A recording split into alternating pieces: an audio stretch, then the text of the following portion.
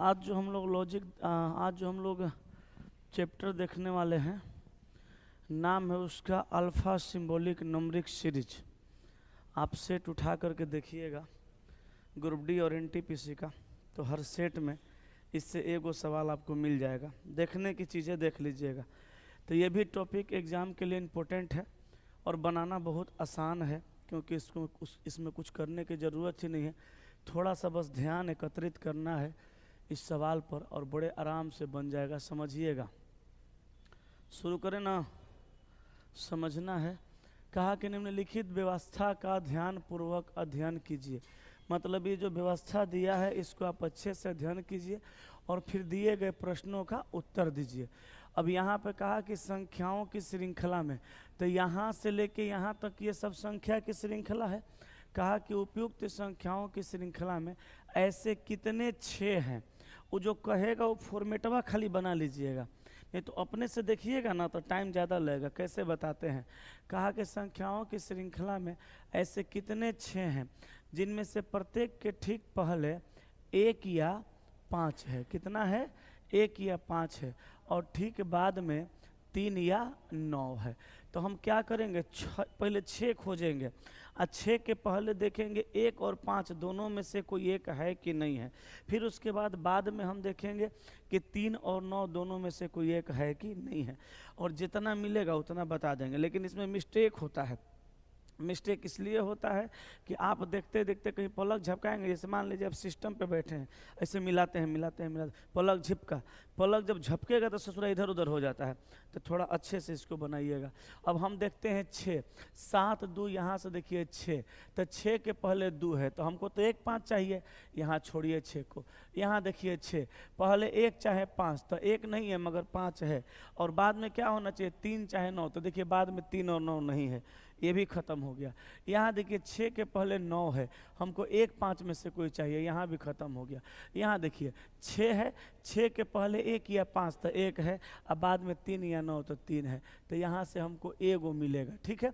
आगे देखिए 6 पहले 5 है, अब बाद में 9 है, तो यहाँ से हमको 2 गो मिल गया। 6 1 चाहे 5 तो 1 है, बाद में लेकिन 3 और 9 नहीं है, ये गया, ख़त्म हो गया। यहाँ पे 6 है, यहाँ भी ख़त्म हो गया। यहाँ पे 6 है, 1 चाहे 5 तो 1 है, बाद में 3 चाहे 9 तो 3 है, तो यहाँ से भी एगो मिल जाएगा। तो टोटल कै गो मिल गया? 3 गो कहाँ मिला? हाँ, 1 2 3 गो मिला। तो आंसर मार देना है ऑप्शन नंबर डी। क्लियर है। एगो सवाल एग्जाम में इससे भी पूछता है, पूछा हुआ है हर सेट में, तो इसको भी हम लोग पढ़िए रहे हैं। इस सप्ताह के लास्ट तक हम लोग करेंगे तो सारा टॉपिक खत्म हो जाएगा। चलिए यहाँ देखिए, ये भी सवाल वही है, लेकिन यहाँ पे कहा कि दाहिने छोर से 25वें स्थान के दाईं और 7वें स्थान पे कौन सा होगा। अब देखिए, इसको बेसिक तरीका से गिनिएगा तो समय ज़्यादा लगेगा। जबकि यहाँ पे कहा कि दाहिने छोर से 25वें, तो आप दाहिने से ले लीजिए कितना, 25। दाहिने छोर से कितना, दाहिने छोर से 25वें के दाएं कितना, 7। दोनों जगह दायां दायां दिया है ना, तो सेम डायरेक्शन बोलते हैं। दायां दायां सेम होता है, बायां बायां सेम होता है, तो हम सेम डायरेक्शन में घटा देते हैं और अपोजिट डायरेक्शन में वैल्यू को जोड़ देते हैं। तो 25 में से 7 का कितना बचेगा, 18। अभी 18 का गिनती हमको कहाँ से करना पड़ेगा, दाएं से। तो यहाँ से देखिए 3 और 3 6, 3 9, 3 12, 3 15, 16 और 2 18। आंसर क्या आएगा, 5 आएगा। ऑप्शन नंबर ए मार दीजिए, कुछ रहता नहीं है इसमें। यहाँ देखिए, यहाँ भी एक श्रृंखला दिया हुआ है। कहा कि उपरोक्त व्यवस्था में ऐसे कितने 2 हैं जिनमें से प्रत्येक के ठीक बाद में वह अंक आता है जिसका अंकीय मान 4 से अधिक है। माने 2 के बाद 4 से जो आना चाहिए वो अधिक आना चाहिए। 2 के बाद 4 से क्या आना चाहिए, अधिक आना चाहिए। तो 2 को पहले खोजिए। यहाँ तो 2 है, बाद में 4 है, इसको लेंगे? नहीं लेंगे, 4 से अधिक चाहिए। 2 है, आगे 3 है, नहीं लेंगे। यहाँ देखिए 2 के बाद 5 है, तो अंकीय मान 4 से अधिक है, तो लेंगे। अच्छा, 2 के बाद यहाँ 7 है, ये भी लेंगे, 2 के बाद यहाँ 6 है, ये भी लेंगे, 2 के बाद यहाँ 9 है, ये भी लेंगे। टोटल कै गो? 4 गो। आपका भी 4 गो आया होगा, तो आंसर मारेंगे क्या? 3 से अधिक। ठीक है, चलिए आगे बढ़ते हैं अगले सवाल पर। अगला सवाल, यदि उपयुक्त व्यवस्था में से सभी सम संख्याओं को हटा दिया जाए, सम को हटा देना है, तो निम्नलिखित में से कौन इस व्यवस्था में दाएं छोर से 9वें स्थान पे होगा? दाएं छोर से कितना नंबर पे? 9 नंबर पे। लेकिन सभी सम को हटाने के बाद, तो ऐसा करते हैं, सम को हटाएंगे कहें, हटाएंगे लिखेंगे तो टाइम लगेगा। गिनती शुरू करते हैं दाएं से 9वां, सम को छोड़ते जाएंगे। तो देखिए 1 2 3 4 5 6 7 8 और 9 नंबर पे क्या होगा? 5। तो आंसर आ गया डी। सम को छोड़ते गए, सम को हटा देना था, हटा दिए। आगे नेक्स्ट, निम्नलिखित व्यवस्था का ध्यानपूर्वक अध्ययन कीजिए, दिए गए प्रश्न का उत्तर दीजिए। उपयुक्त व्यवस्था में से यदि सभी प्रतीकों को हटा दिया जाए, प्रतीक का मतलब सिंबल को हटा दिया जाए, तो निम्नलिखित में से कौन उपयुक्त व्यवस्था में दाएं छोर से 12 होगा?